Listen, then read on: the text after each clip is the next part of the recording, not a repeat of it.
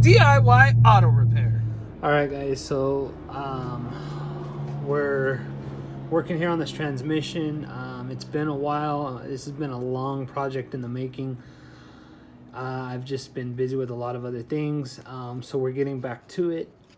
We bought the transmission about 2 months ago. A month ago? 2 months ago? I don't know. Somewhere in there. So we're gonna pick up where we left off. And I'm not sure if I accidentally deleted some video or I've just misplaced it, but we're gonna go ahead and go back to step 19, remove the exhaust manifold bracket bolt. I think I have that video. I'm not gonna show much. I'm just gonna kind of go back over everything. Step 20 was disconnect left and right hand stabilizer bar links. And I think I have those videos. I think I went ahead and just did everything because you have to remove all that in order to remove your axles, which is part of removing the transmission. So 21, support steering gear assembly, remove steering gear assembly bolts, disconnect park neutral position switch connector, disconnect solenoid connector, disconnect shift cable, and this is disconnecting the shift cable. So I'm just gonna go through this real quick and then I'm gonna pick up where we left off. Remove the clip and disconnect the shift cable from the bracket, blah, blah, blah.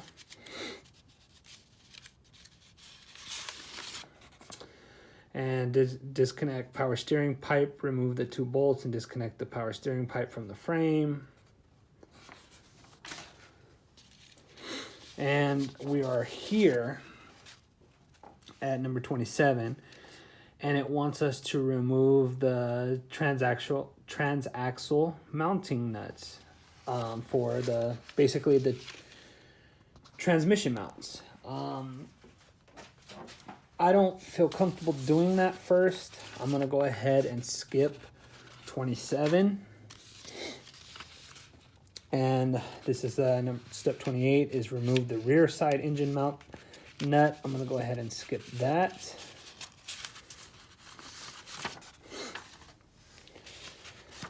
And this is remove 2 engine mounting absorber bolts. That's going back to the engine mounts. Remove the front side engine mount. This wants me to remove the engine mounts. I'm skipping that. Disconnect oil cooler hose. That's step 31. I think we've already did that in a previous step. I remember doing that. Remove the flywheel housing undercover. I don't think I showed that, but I've already did that because I was checking the flywheel prior to even disassembling all this. And I'm probably going to start here. Remove the torque converter clutch mounting bolts. I'm going to start here. So you want to turn the crankshaft in order to access all of your torque converter to flywheel or flex plate bolts. And I'm going to do that before I do any kind of removing the mounts. And this shows you here how to attach an engine sling to it. We have an engine sling, but it takes these special Toyota hooks that we do not have. 35 is remove the front frame assembly. I don't think we have to remove the front frame assembly. I think I'm gonna try to remove the transmission without removing that. And I think you might be able to. I'm hoping so. If not, then it's gonna be more work than what we thought. Remove the transaxle 3 lower side mounting bolts. So we're probably gonna do that even before we disconnect the transmission mounts. For me, I think I'm gonna do the transmission mounts before we do anything else. Or, excuse me, I'm gonna disassemble, I'm gonna take the transmission mounts off before, as the last step we do. That way we make sure our engine and our transmission are safely disconnected and we can support them safely. And this is just showing you how to check your torque converter for install. And that's pretty much it. So we're gonna go ahead and hopefully pick up where we left off. I'm gonna have to go under there and see exactly where I left off. It's been a while, guys. This is a long overdue project, and hopefully we can get this on the road and make this our new mobile mechanic work vehicle. So let's get to it. All right, guys, so here's our flex plate, and we're gonna go ahead and take that fastener off.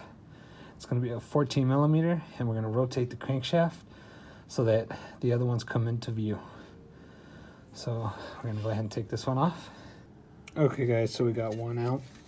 It's kind of hard to show you because you need two hands. You're gonna have to loosen this bolt while simultaneously holding the crankshaft so that it doesn't rotate.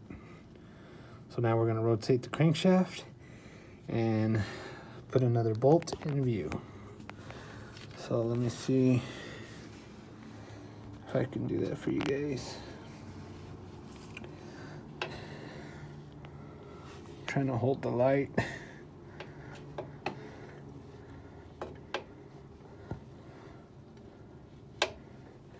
Well, anyway, I'm not going to be able to do it. But anyway, you're just going to rotate the crankshaft until you get another one here in this little window, and then you're going to take them all out. So we're bringing you guys right back. And as you guys can see, we rotated a new one inside the window. So we're going to go ahead and take all these out, and then we'll move right on. All right, guys, so once you got all your flywheel bolts out, you're going to come over here. And there's going to be 1, 2, 3 more transmission bolts to engine bolts that you're going to have to remove, and they're 14 millimeters. So we're going to go ahead and take those out, and we'll bring you guys right back. Okay, so that one up there, I don't know how we missed it, but that's going to be a 17 millimeter, not a 14 like the others on the bottom. All right, guys, so we went ahead and got our new transmission put in, and we got the mounting bolts in and torqued to spec, and we're gonna start putting all this back together. But before we start, I'm not quite sure where we left off, but I have a pretty good idea. So we're gonna go ahead. I'm not gonna lie to you guys, this is a long overdue project. It's been long overdue for about a year now, so I kind of had to speed it up and we had to stop filming, but I'm gonna go over quickly what I did, and I'll show you some stuff that I didn't actually record, and then we'll end it for this video, because I'm not gonna show you guys putting it all back together, because it's gonna be the reverse of taking it out. And I don't want to make this video longer than it needs to be, and I really don't have the time, guys. Like I said, it's a overdue project that we're finally getting together. So anyway, guys, so if you've followed along with the video, we were trying to go by the manufacturer's specifications on how to remove it, but I kind of did my own thing, and I talked about it a little bit in the video. So as far as removing the subframe, I went ahead and removed the subframe only because I did not see a way of getting it out. Now, if I would have had time and tried to puzzle it out, I'm pretty sure you could get it out without taking out the subframe, but I tried. I attempted a little bit. I'll take you guys down here. I attempted a little bit, but I just could not. On the old transmission, I actually took this piece off that mounts to the transmission mount. I tried taking that off. I took all the bolts off, but it was really stuck, and I was just tired of fighting with it. So maybe taking that piece off, you might have a better shot at getting that transmission out. But we dropped the subframe. We hoisted our engine up, obviously, with the engine hoist, as you can see here. So we hoisted up the engine, and we had our transmission jack underneath. It worked out fine. I attempted to use, I never used an engine support bar, and I have one from OEM Tools that I got off eBay, and maybe that was a mistake because I don't know if I'm missing some parts from it, but that thing was just super unsafe. So I went out and got a Harbor Freight engine hoist. It was on sale, so we went ahead and picked that up, and it was a lot safer and a lot better, a lot easier too. With the Lexus, in this particular engine, we had these engine hooks that we purchased from the Lexus dealership, or you can get it online. So we have one here, and we have one back there. I'll show you guys.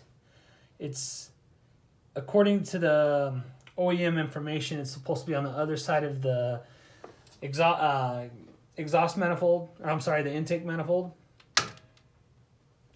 But there was nowhere I could see to put it, and I'll show you guys that in a little bit. So anyway, we put it there. We left our top engine mount over there to help assist, and it worked out fine. We're going to replace that anyway because it does bend. We were going to replace it anyway. So that's what we did. We bought 2 engine hooks, mounted them, lifted our engine. So going back to where we left off from the video. So what I didn't show you guys was took off the mounting bolts that connected the flywheel or flex plate to the torque converter. Once I took all those off, I still had 2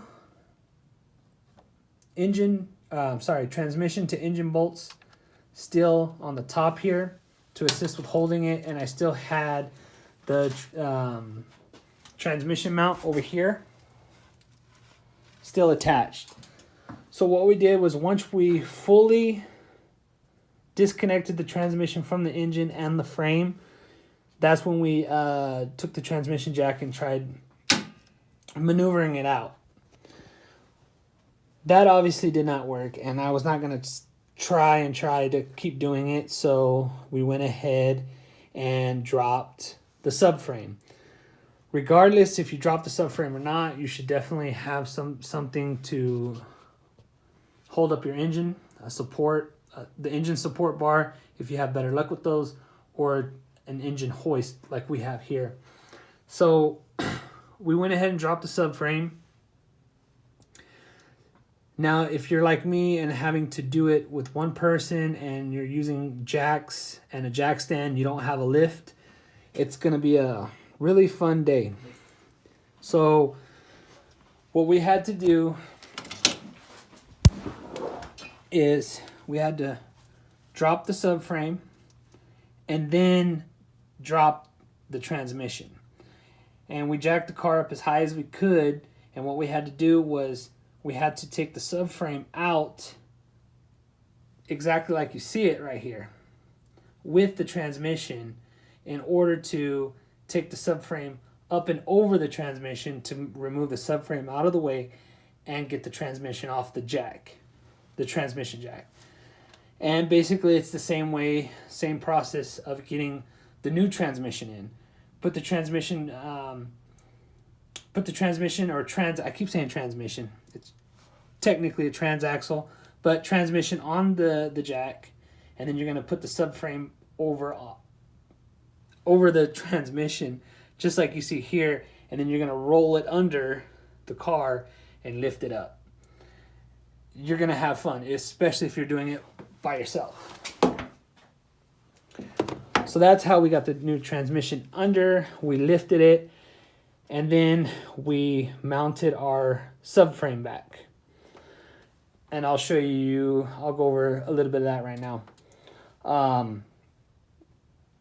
Putting the subframe back in, especially if you're by yourself, it's easier to get a jack underneath the front over here and the rear over here underneath the subframe and jack it up together because in order to get this back in, the subframe needs to, there's these rubber grommets that go up in there, and I'll try to search for some pictures because I didn't take any pictures, but you're gonna have to push it all the way up in there enough in order to get your fastener started. Unless you have a couple people, the jacks are gonna become your friend. So that's basically what we did. Once we got our subframe put back in place, it was just a matter of piecing together our transmission surface to our, or the bell housing to our engine block. And a little tip for that is you still want to have your engine hoist lifting your engine up, because what's going to happen is your engine is going to kind of tilt down, so you're never going to be able to fully mate your transmission to your engine block. So you're going to need to lift your engine up level enough to where you can mate it with the bell housing of the transmission, get your bolts in, and you're good to go. So all we really need to do now, while we had the subframe down, we went ahead and replaced the rear and the front engine mounts. We're putting on the new transmission mount down here. As you've seen, it's brand new, and we're going to replace the one over here, and we're going to replace the engine mount over there. So now we're just in the middle of putting everything back together. I just need to attach the transmission to this rear mount, and basically from there it's just putting everything else back together. I'm not going to show that, guys. It's just the reverse of it's the reverse of taking it off, and this video is already going to be pretty long as it is, and we really just don't not have any time. So here's the front of the subframe. So you're going to have this on the driver and passenger side. It's going to be a 19 millimeter. To the rear, you're going to have a similar setup. On the driver and passenger side, it's going to be a 19 millimeter right there. But this also has this extra flange thing. And it's got a fastener there and one over there, and it's the same way on the passenger side. Those are going to be a 14 millimeter. And then, so once you take the 4 19 millimeters out and the 4 14 millimeters out, then you could just drop your subframe. All right, guys, so you have 4 fasteners on top, 2 on the left, 2 on the right. They're going to be 14 millimeter. And then you have 2 on the bottom. I already showed you this one engine hook, and I'm gonna go on the back and show you where we place the other one and where we think the other one should go. So let's go underneath. Okay, guys, I don't know how well you're gonna be able to see it. Anyway, it's right there behind the exhaust where the O2 sensor is. That's where we mounted the engine hook. The engine hook has a place for 2 fasteners, but we were only able to get 1 in. You can see it right there. So where I think it should go is over here, where those 2 entrances are.